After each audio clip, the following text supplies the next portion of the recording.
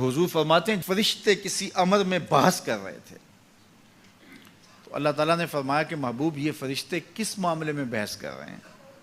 تو میں نے کہا لا ادری، مجھے اس کا ادراک نہیں کہ وہ کیا کہہ رہے ہیں۔ تو پھر اللہ نے اپنا دست قدرت میرے دو کندھوں کے درمیان رکھا۔ پھر کیا ہوا اس سے؟ اللہ کا دست قدرت کہہ رہے ہیں، باقی کوئی لفظ ہی نہیں ہمارے پاس۔ اس نے دست قدرت والا ہاتھ میرے دو کندھوں کے درمیان رکھا۔ یہ کون کہہ رہے ہیں؟ میرے حضور کہہ رہے ہیں۔ میرے رب نے دست قدرت میرے دو کندھوں کے درمیان رکھا۔ پھر ہوا کیا؟ سن لو اگلے لفظ۔ دست قدرت یہاں آیا، ٹھنڈ سینے میں پڑ گئی۔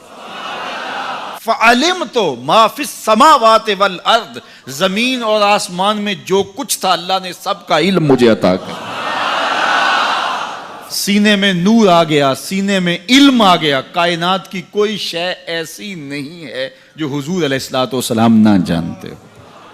اور پھر کہاں تک علم آیا یہ حضور سے پوچھیے۔ فرمایا قرب قیامت میں جب دجال آئے گا تو میرے غلام اس کے مقابلے کے لیے نکلیں گے۔ دجال کب آئے گا اللہ جانتا ہے۔ 1400 سال اس بات کو بتائے ہوئے ہو گئے۔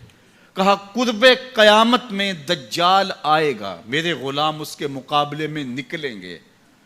انی لعارف اسماءہم، میں اپنے ان غلاموں کے ناموں کو جانتا ہوں۔ کب؟ جو قرب قیامت میں آئیں گے۔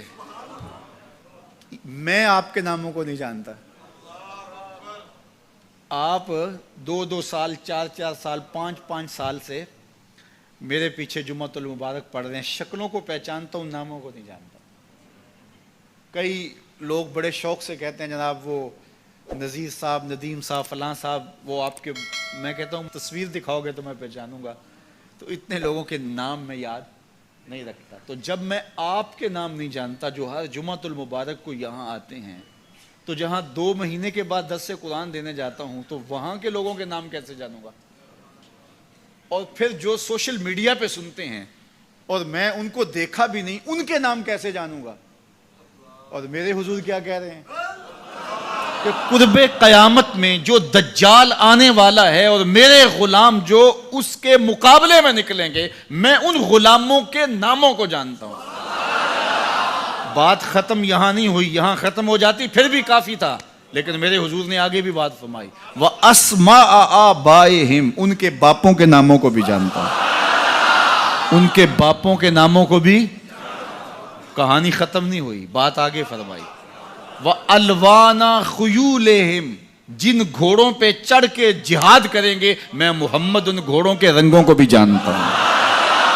کون سا غلام، کس کا بیٹا، کس قبیلے کا فرد کس رنگ کے گھوڑے پہ بیٹھ کے جہاد کرے گا، کہا میں سب جانتا ہوں۔